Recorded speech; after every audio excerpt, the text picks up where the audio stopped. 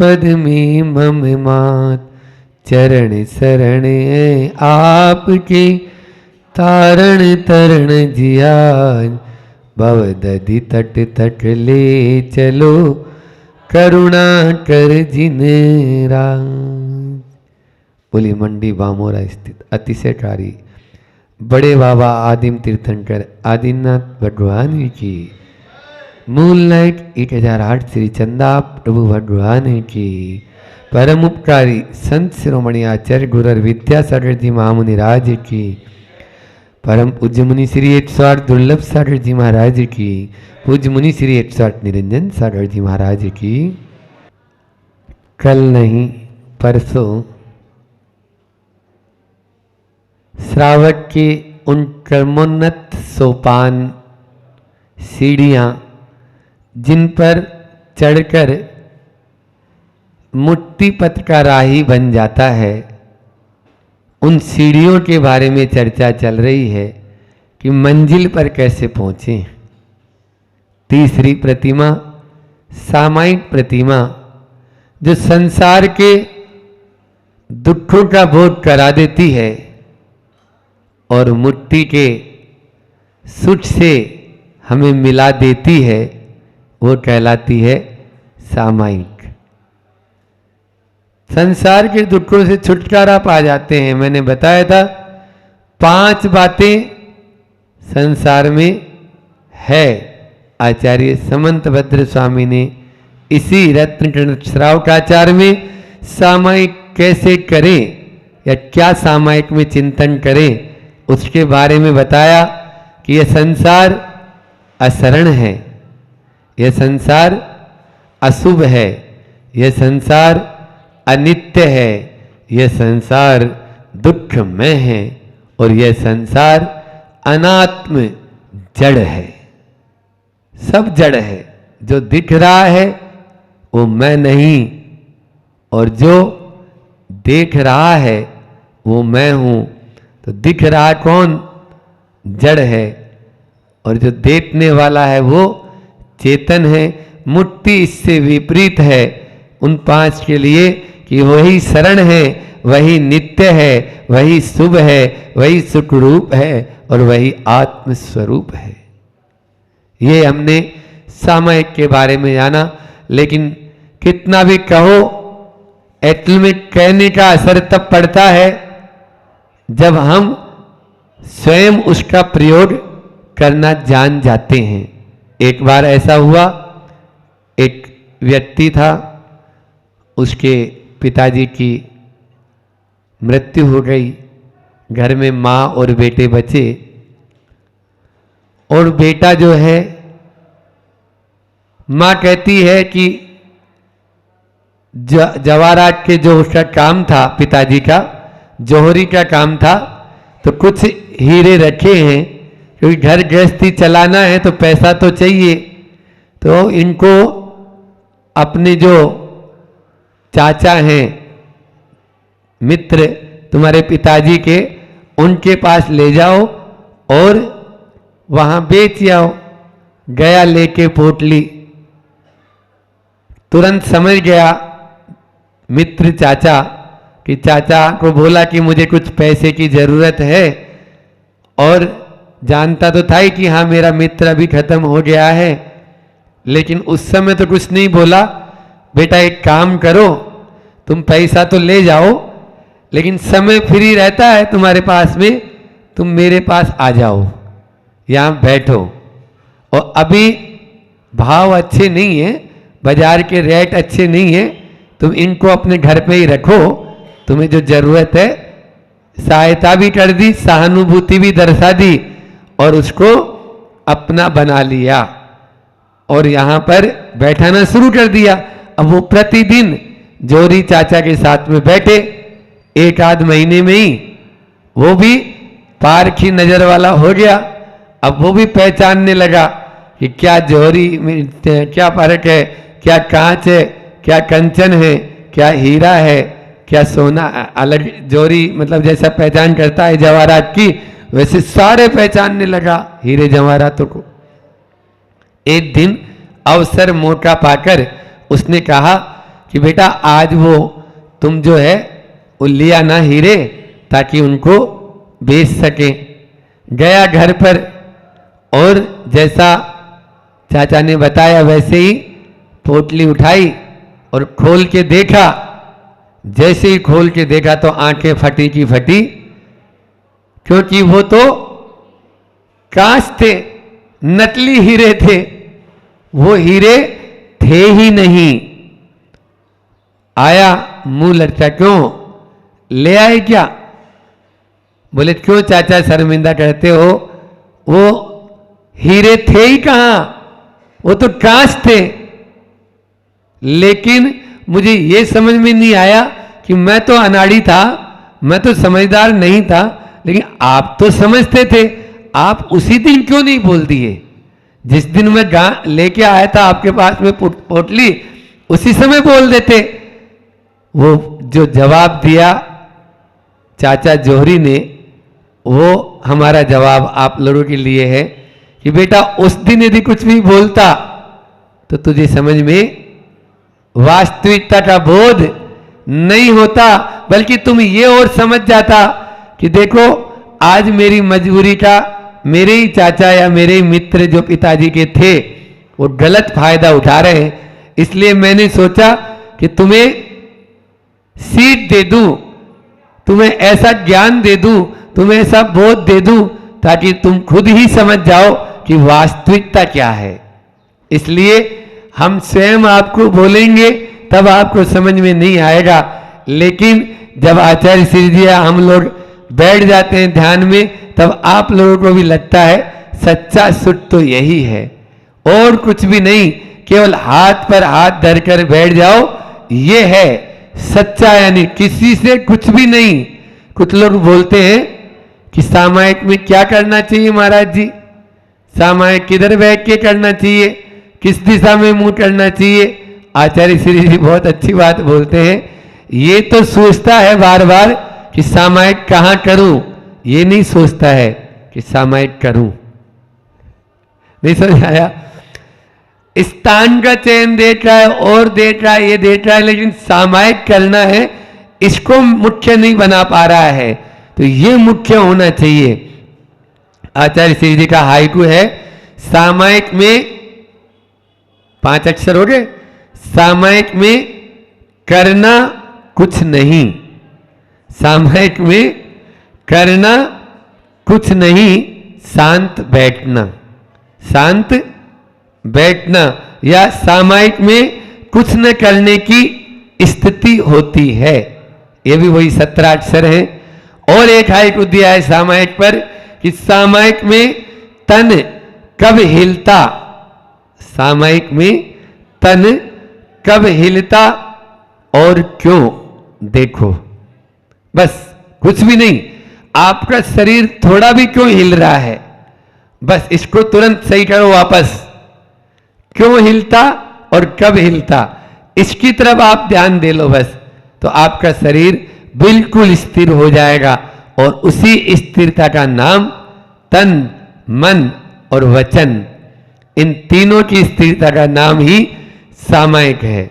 ये जहां पर हिलते डुलते हैं, इनमें जहां चंचलपन है, इनमें जहां लहरें उत्पन्न होती है, उन लहरों में हम भी लहर जाते हैं, हम भी बैठ जाते हैं। लेकिन क्या करें, संसार के सारे पदार्थों के प्रति हमारी स्थिति उस शराबी की भांति है। पहले आदमी शराब को पीता है, बाद में शराब आदमी को पीती है। पहले आदमी शराब को पीता है और बाद में वो शराब आदमी को पीती है। इस संसार के जितने भी विषय भोग हैं, जितने भी जो दिख रहे हैं, वो सब कुछ पहले हमें लुभावने लगते हैं, हम उनकी ओर आकर्षित हो जाते हैं, और जैसे ही आकर्षित हुए उसके बाद में वो अपनी ओर ही बार बार उन्हीं में हमारा दिमाग जाता रहता है, उसी तरफ हमारा उन्हीं के प्रति हमारा रुझान हो जाता है।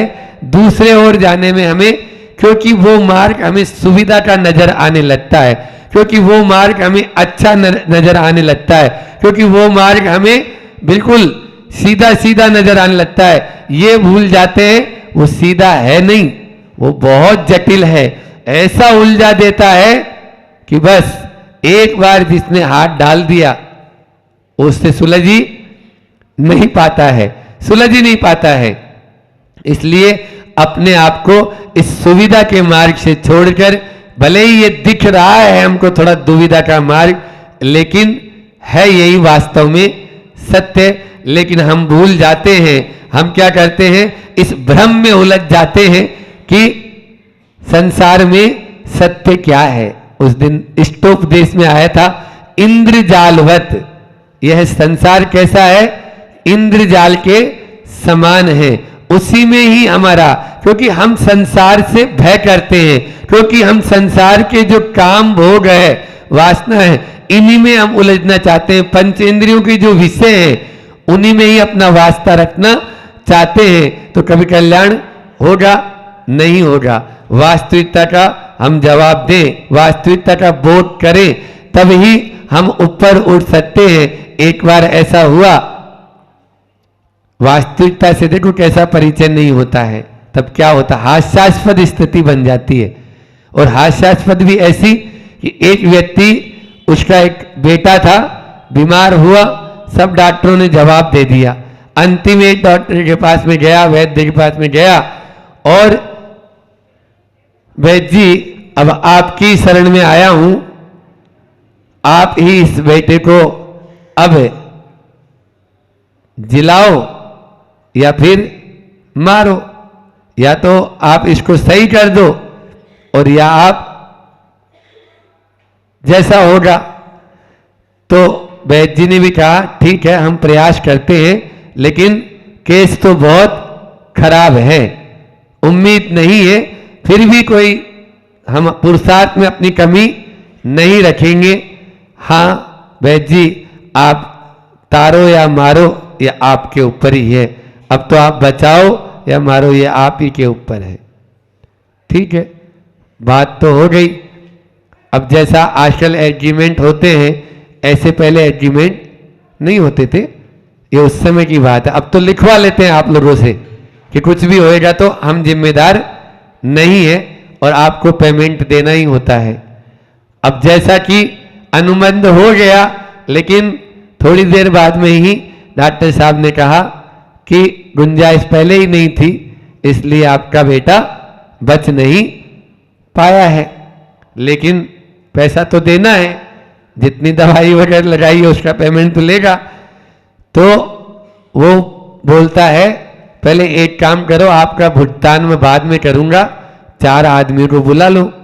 4 आदमी की बुलाने की क्या जरूरत है, अपने सामने आपने बोला था कि भैया अब आपके ऊपर है, चाहे तारो या मारो, चाहे इसको बचाओ या मारो, ये बोला था। हाँ यही तो बोला था, मैं भी यही बोल रहा हूं, लेकिन पेमेंट तब दूंगा ने जब 4 आदमी को आप बुला लीजिए।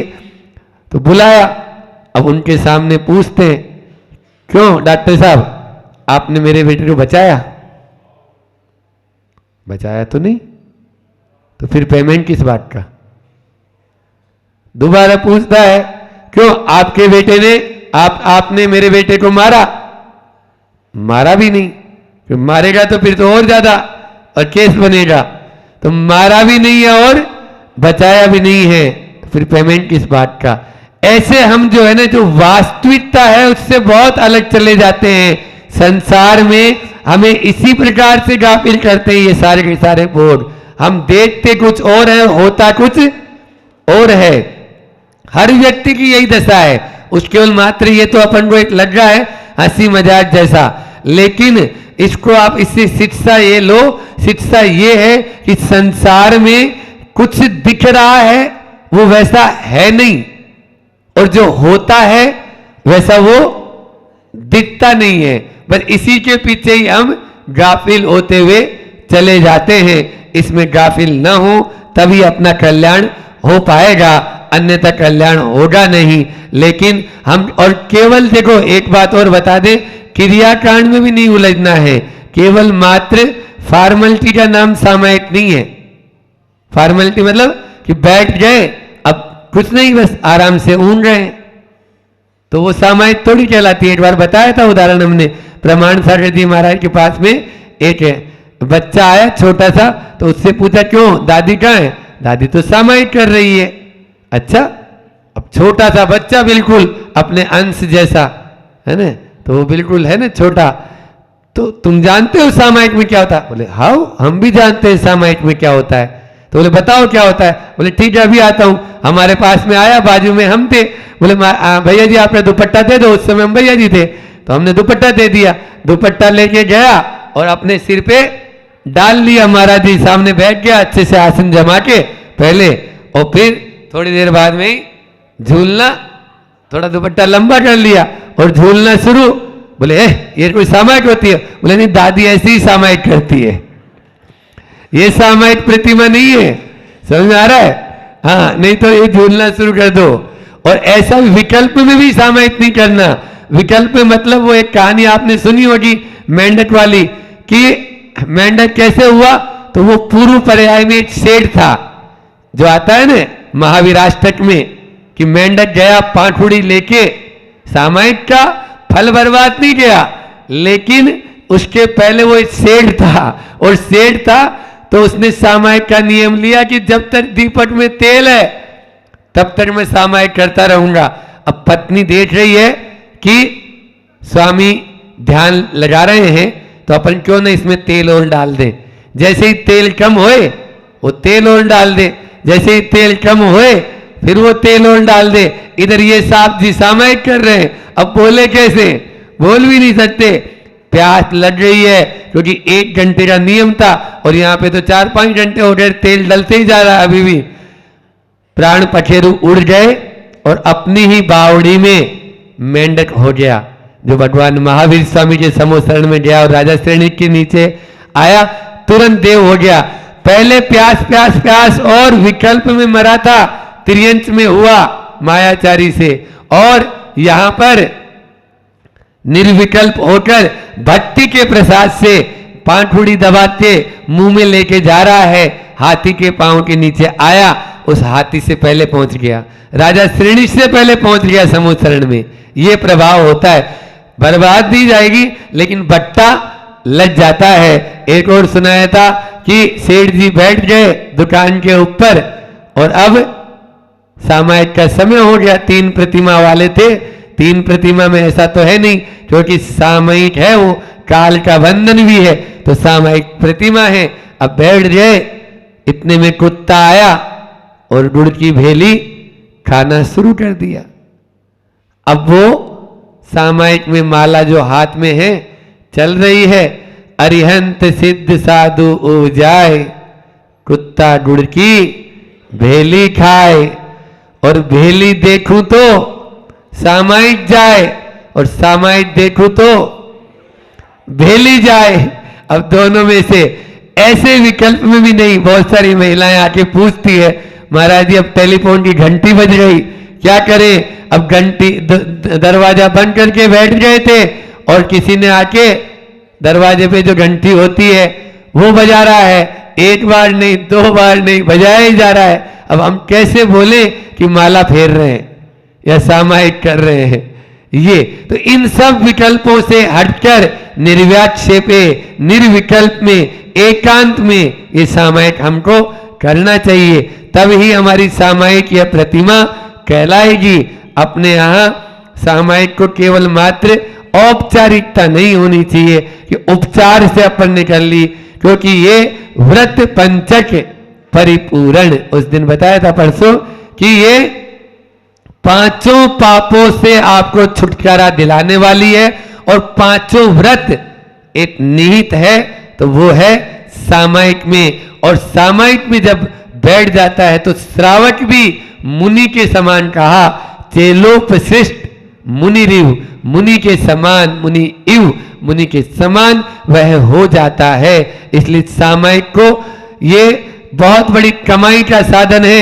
आप लोग बाजार के धंधे में देखते हैं कि किसमें सबसे ज्यादा कमाई हो, तो सबसे ज्यादा कमाई यदि होती है तो सामायिक में होती है।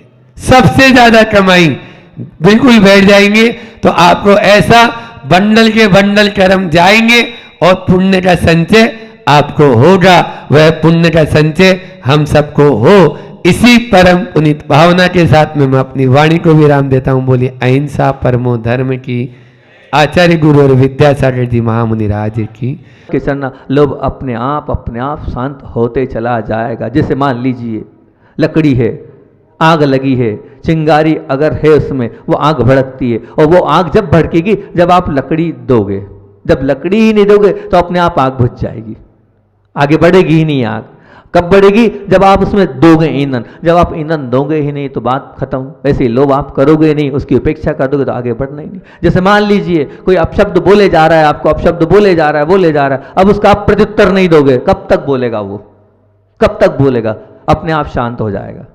भैया ये कोई जवाब ही नहीं दे रहा है, तो अब वो क्या उसका तरीका? ये आप सिर्फ उपेक्षा कर दो उसकी, अपने आप सब कुछ बंद हो जाएगा। जैसे मान लीजिए वो बाल्टी है, उस बाल्टी में वो गंदा कचरा पानी रखा है, अब उस गंदे कचरा पानी है, अब उसकी आप उसको हिलाओ डुलाओ नहीं, बस उसको शांत रहने दो, तो वो कचरा अपने आप, गंदगी अपने आप नीचे बैठ जाएगी। सीधी सच्ची बात ये, इसी प्रकार आप उस लोभ की उपेक्षा करो, बस वो उसके प्रति ध्यान देना बंद कर दो। वो जो मांग रहा है उसके लिए आप उसकी पूर्ति मत करो, तब तो आप आगे बढ़ पाओगे। अन्यथा ये मान के चलना वो लोभ आपको समाप्त कर देगा, आपके जीवन को समाप्त कर देगा। अंत तक भी आप उसकी पूर्ति नहीं कर पाओगे, वो कर भी नहीं सकते हो आप।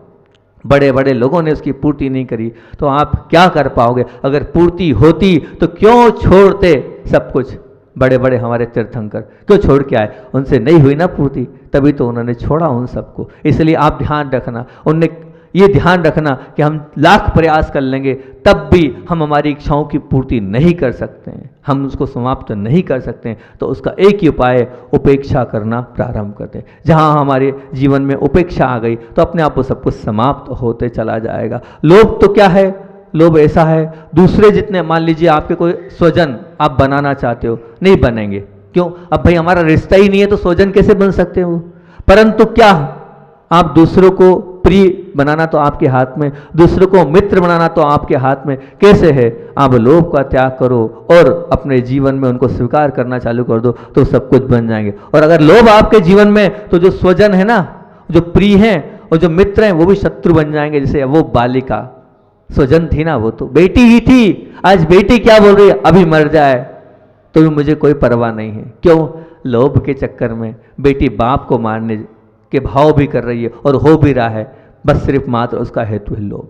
अगर हमारे जीवन में संतोष ने जन्म ले लिया, संतोष अगर आ गया तो निश्चित तौर से हम सबको अपना बना लेंगे और शत्रु को भी मित्र बनाने की क्षमता हमारे अंदर आ जाएगी। पर काहे से आएगी? हम जब उस लोभ को छोड़ेंगे। पाप स्थानक और दुष्परिणामक, हम इस लोभ को, उसके परिणाम को अपने आंखों के समक्ष रखें। निश्चित तौर से ये माने कि इस लोभ के कारण हम प्रभु से छूट रहे हैं, परिवार से छूट रहे हैं, प्रेम से छूट रहे हैं, प्रसन्नता से छूट रहे हैं, सब कुछ दूर हो रहा है इस लोभ के कारण। तो इस लोभ को ही छोड़े ना। और एक दूसरी विशेष बात और बोलता हूं कि ये लोभ आखिर बढ़ता और क्यों है, उसका क्या कारण है? तो एक उसमें अगर प्रमुख हेतु अपन लें तो अभाव का ही आकर्षण, ध्यान से सुनना, बहुत काम की बात है ये। अभाव का ही आकर्षण मनुष्य को सतत अधिक और दौड़ने के लिए मजबूर करता है। थोड़ी गहरी बात है, क्या बोल रहा हूं मैं? अभाव का ही आकर्षण, अभाव का ही आकर्षण मनुष्य को सतत अधिक की ओर दौड़ने के लिए मजबूर करता है। जब हमारे पास एक वो जो अभाव आता ना, अब ये मेरी इस चीज की मुझे अभाव है, अब वो अभाव ही हमें फिर सतत हमेशा अधिक की ओर दौड़ने के लिए बढ़ता है कि अब मुझे और अधिक चाहिए, तब मैं उस अभाव को पूर्ण कर पाऊंगा, उस अभाव की खाई को समाप्त कर पाऊंगा। अधिक के लिए सतत चालू रखने वाली ये दौड़ है व्यक्ति को अनेक प्रकार की विसंगतियों से परिचित कराती है, उसमें डालती है और स्वयं की शांति से वंचित करती है। आपको पता होगा कि कोई अगर बहुत फास्ट गाड़ी चला रहा है, खूब फास्ट गाड़ी चला रहा है, तो उसका ध्यान मीटर की तरफ रहेगा और रेस उसकी तरफ रहेगा। उसे कहीं कोई मतलब नहीं कि आजू में क्या है, बाजू में क्या है, कोई मतलब नहीं उसे। और होगा अगर मान लो वो इधर उधर दिखेगा तो क्या होगा? एक्सीडेंट हो जाएगा। इसलिए जो दौड़ रहा है ना पैसे की दौड़ में, उसे कोई मतलब नहीं रहता है मेरा अपना कौन है, मेरा पराया कौन है, किसका क्या हो रहा है, बस उसे तो दौड़ है सिर्फ उस पैसे की, उसे तो लोभ है सिर्फ उस चीज़ का, ना धर्म से मतलब है, ना घर से मतलब है, ना किसी से मतलब है। उस गाड़ी वाली की तरह दौड़ते जा रहा है, वो दौड़ते जा रहा है और देखेगा तो गिर जाएगा, एक्सीडेंट हो जाएगा, उसे गिरना ही पड़ेगा। क्यों? क्योंकि वो दौड़ रहा है, वो इतनी फास्ट चल रहा है। ऐसे ही वो पैसे वाला बहुत फास्ट चलते जाता है, फास्ट चलते जाता है। उस फास्ट चलने में वो अपना सब कुछ समाप्त कर लिया। मान लीजिए जैसे वो राजधानी एक्सप्रेस, वो चलते जा रही है, चलते जा रही है, आगे दौड़ते जा रहे हैं उस राजधानी एक्सप्रेस में, लेकिन वो जो राजधानी एक्सप्रेस है वह वहाँ बैठे बैठे सैकड़ों हजारों वृक्षों को देख रहा है। पर ये बताओ, उन सैकड़ों हजारों वृक्षों की छाँव को प्राप्त कर पा रहा है क्या? बताओ, कर पा रहा है? वो नहीं कर पाएगा। क्यों? क्योंकि वो वहाँ तब प्राप्त कर पाएगा जब उसमें अंदर वहाँ पर बैठेगा, वहाँ पर रुकेगा, वहाँ पर शांत होगा, तब कर पाएगा। देखने भर से कुछ नहीं होगा। तो वो जो लोभी है वो सिर्फ देखता है, वो कुछ कर नहीं पाता है। ये वास्तविकता है। बस अपने जीवन में अभाव का जिन्होंने केंद्र बिंदु बनाया, अभाव की इस खाई को पारने के लिए, भरने के लिए, अधिक के वास्ते जो जीवन में हमेशा दौड़ रहा है और उसी के लिए सक्रिय बन रहा है, तो मान के चलना वो अनिवार्य रूप से अपने आप को अनिष्ट में डालते जा रहा है, अनिष्ट में डालते जा रहा है। वह नहीं जा सकता है, जो अपन ने कल बात करी थी संत के पास, वो नहीं जा सकता है। वो किसके पास? अपने परमात्मा के पास। वो नहीं बैठ सकता है अपने माता पिता के पास, वो नहीं बैठ सकता है अपनी पत्नी के पास, वो नहीं ध्यान रख सकता है अपने बच्चों का, वो नहीं ध्यान रख सकता है अपना। जो वो संपत्ति की ओर चलते जाएगा, दौड़ते जाएगा, दौड़ते जाएगा, ये मान के चलना शाश्वत सत्य, वो इन सब चीज़ों से दूर होते चले जाएगा, दूर होते चलेगा, दूर होते चले जाएगा, निश्चित तौर से दूर होते चला जाएगा। परमात्मा का मंदिर, परमात्मा का मंदिर रास्ते में, लेकिन रास्ते में नहीं जाएगा वो। क्यों? समय नहीं है। मान लो वो ऑफिस जा रहा है और ऑफिस में रास्ते में, आप क्या तो वो छोटी सी स्थान है, जैसे बड़ी जगह की बात करें, लेकिन समय नहीं है, वो परमात्मा को छोड़ देगा। क्यों? समय नहीं है उसके पास, भगवान को वो छोड़ देगा। ऐसे बहुत सारे लोग हैं जो परमात्मा को छोड़ते हैं और धन के पीछे भागते हैं। और अगर मान लो उनके पास धन मांगने भी जाते हैं, लाखों दे सकते हैं पर मना कर देंगे। और मान लो दे भी दिया उनने, धन दे भी दिया, तो उनके पास समय नहीं है, पैसा दे भी दिया, पर परमात्मा के पास बैठने का समय नहीं है, भक्ति करने का समय नहीं है। बस वो तो घूम रहे हैं, पागल बन रहे हैं। काय में पागल बन रहे हैं? सिर्फ मात्र धन में पागल बन रहे हैं। जीवन में सर्वश्रेष्ठ दो तत्व हैं, जीवन में सर्वश्रेष्ठ दो तत्व हैं, ध्यान रखना इन दो सर्वश्रेष्ठ तत्वों को। पहला तत्व है गुरु, पहला तत्व है गुरु, और दूसरा तत्व है देव। गुरु जो है हमें समझ देता है, गुरु हमें समझ देता है, और देव प्रभु हमें प्रसन्नता देता है। समझ और प्रसन्नता, समझ और प्रसन्नता जिसके पास होती है उसका जीवन सार्थक होता है। एक वो जो समझ है वो पाप से बचाती है, और दूसरा जो प्रसन्नता है वो प्रभु है, वो पुण्य को बढ़ाता है, दूसरा पुण्य को और उत्कृष्ट बनाते जाता है। आपके जीवन में वो समझ, वो प्रसन्नता है, इन दोनों तत्वों को सामने अगर आपके है, मतलब ये दोनों तत्व कौन कौन से हैं? गुरु और, अब ये दो तत्व आपके सामने, गुरु और देव, और एक तरफ क्या है? धन, लोभ। अब बताओ इनमें महत्वपूर्ण किसको दोगे आप? गुरु और उसको नहीं। आप कहाँ दे रहे हो? बिल्कुल नहीं। आप तो उस अभाव की रहने वाली नजर में और उसके पढ़ने वाले उसी में आप लगे हैं, और उसी के लालसा में आप भागते जा रहे हैं, और अनेक प्रकार के अनुष्ठों को प्रयत्न पूर्वक आप बुलाते जा रहे हैं। ये आपका जीवन है। लेकिन बार बार आपसे मैं यही कहूँगा, समय तो हो रहा है, बार बार आपसे मैं एक ही बात करूँगा, एक ही बात कहूँगा कि अधिक के रास्ते पर सफलता प्राप्त कर आप श्रीमंत की उपाधि भी प्राप्त कर लोगे, पर ना तो वो अगले शहर में जाएगी और ना वो परलोक में जाएगी, वो यहीं की यहीं समाप्त हो जाएगी। फिर उसके पीछे क्यों भागना, फिर उसके पीछे क्यों लगना? नहीं लगना हमें। तो हम उसका सीधा सच्चा उपाय है, क्या उपाय आज आपको बताया मैंने? उपेक्षा। जो भाव आ रहे हैं उसकी तृप्ति के पीछे मत भागना, आप तो सिर्फ उसकी उपेक्षा करना चालू कर देना। अगर आपने उपेक्षा चालू करी तो ये मान के चलना आपका धीरे धीरे धीरे धीरे लोभ कम होता चलेगा। और वो उपेक्षा का सबसे अच्छा तरीका ये कि अपने आप को आप बांध लो, अपने आप की लक्ष्मण रेखा बना लो कि इसके आगे मैं नहीं बढ़ूंगा, क्योंकि कब तक आप आगे बढ़ते जाओगे वो भूख शांत होने वाली नहीं है, और भूख उल्टी बढ़ती ही चली जाएगी। जितना दोगे वो उतनी बढ़ेगी, जितना दोगे वो उतनी बढ़ेगी, कम होने वाली नहीं है। तो एक उपेक्षा ही इसका एक सूत्र है। अगर आपने अपने जीवन में उपेक्षा को भाव, आज का मूल भाव समय हो, आज का मूल भाव क्या है? मूल भाव क्या है? उपेक्षा भाव। काय के लिए उपेक्षा करना है हमें? मतलब पेट का गड्ढा भोजन से भर सकते हैं हम, जमीन का गड्ढा मट्टी से भर सकते हैं हम, परंतु इस लोभ का गड्ढा उपेक्षा से भर सकते हैं। ये उपेक्षा है कि एक बात, और जिसने जीवन में इस अभाव को केंद्र बिंदु बनाया, अभाव की इस खाई को पाड़ने के लिए वो अधिक और अधिक के वास्ते अपने जीवन का कीमती समय बताया, अगर गवाया तो ये मान के चलना वो अपने अनिष्ट को बुला रहा है, अपने आप को अनिष्ट को स्वीकार कर रहा है। और लोभी जो पाता है, बहुत महत्वपूर्ण बात थी ये, लोभी जो पाता है वो मूल्यहीन है, परंतु उसे पाने के लिए वो जो दांव पर लगाता है वो मूल्यवान है। और फिर उसके बाद आंखें मूंदने के साथ ही जिसे छोड़कर जाना है, उसे पाने में, टिकाने में और बढ़ाने में सफल होना, और बदले में वो क्या अनंत काल में के पश्चात मिलने वाली है मनुष्य जीवन को, वो जो कि सब कुछ करने वाला है, हमारा कल्याण करने वाला है, वो कीमती समय इसमें वो बर्बाद करते जा रहा है। अभी है हमारे हिसाब से समय, तो आचार्य भगवान का अपन कर लेते हैं ना, 5 शायद है समय। तो आचार्य भगवान का एक बहुत पुराना संस्मरण रामटेक का वो याद आ गया, वो आपको मैं सुनाता हूँ। रामटेक की बात है कि रामटेक चतुर्मास चल रहा था, और रामटेक चतुर्मास में इरियापत चल रही थी। इरियापत के बीच में ही एकदम साए साए साए साए साए साए एक के बाद एक गाड़ियाँ उतरी। आवाज़ आ रही थी कि भाई कोई ना कोई बहुत बड़ा व्यक्ति लगता है आया है, क्योंकि लाल लाल सायरन की आवाज़ तो तभी आती है, कोई ना कोई महत्वपूर्ण व्यक्ति आता हैगा तभी आती है, और गाड़ियों की खटखट आवाज़ें आ रही थी। आवाज़ इरियापत में आने लगी, और आधी इरियापत ही नहीं हुई होगी, और उसी बीच में देखा एक व्हील चेयर पर एक महिला बैठी हुई आ रही थी। आई, आने के बाद आप सब लोग जानते हैं उनको, आप परिचित हैं उनसे। एक राजनेता जो व्हील चेयर पर, वहाँ से उन्हें, क्योंकि सीढ़ियाँ थी तो 3 लोगों ने उठाया, 4 लोगों ने उठाया और वहाँ तक आए। अब आचार्य श्री ऊपर थे तो वहाँ भी चढ़ाया, और फिर सब लोगों का ध्यान उस ओर चला गया, क्योंकि एक दूसरा व्यक्ति आता है तो ध्यान तो भटक ही जाता है। तो सब लोगों ने देखा कि वहीं उमाजी भारती व्हील चेयर पर आई थी। तो व्हील चेयर पर जैसे ही वो उमाजी भारती आई और देखा व्हील चेयर पे हैं, इरियापत खत्म हुई। इरियापत खत्म होने के बाद उन्होंने आचार्य श्री से निवेदन किया, आचार्य श्री जी अस्वस्थ हूँ मैं, और अस्वस्थता के साथ साथ मेरे पैर के लिगामेंट्स जो हैं वो डैमेज हो चुके हैं, और डॉक्टरों ने इसके लिए ऑपरेशन का बोला है।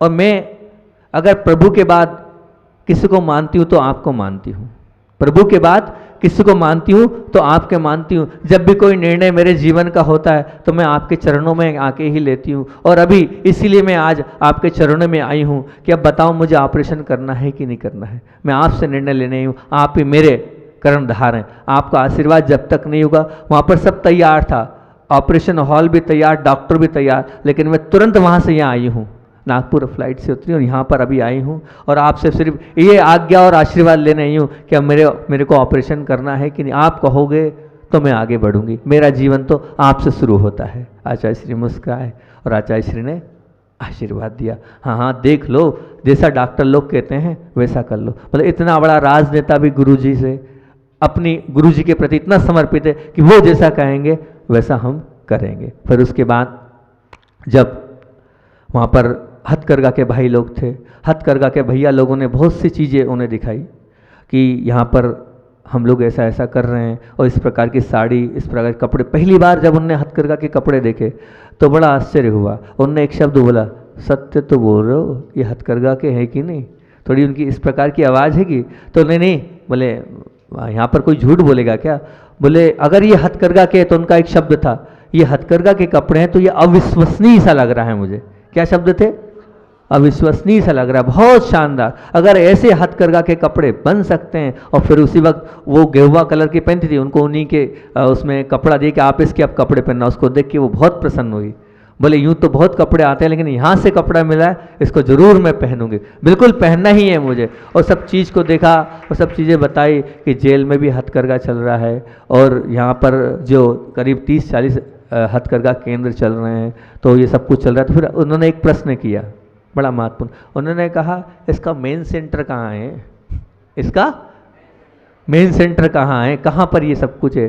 तो विनम्र सागर जी थे, उनने इशारा करके बोला ऐसा, वहाँ गुरुजी सामने कुछ बोलते नहीं है, वहाँ ऐसा करके बोला मेन सेंटर मतलब कौन, आचार्य श्री है। तो आचार्य श्री ऐसा बोला वहाँ पर, तो उमा जी भारती बोलती हैं कि मेरे अच्छा ये मेन सेंटर है, तो मेरे भी तो यही मेन सेंटर है।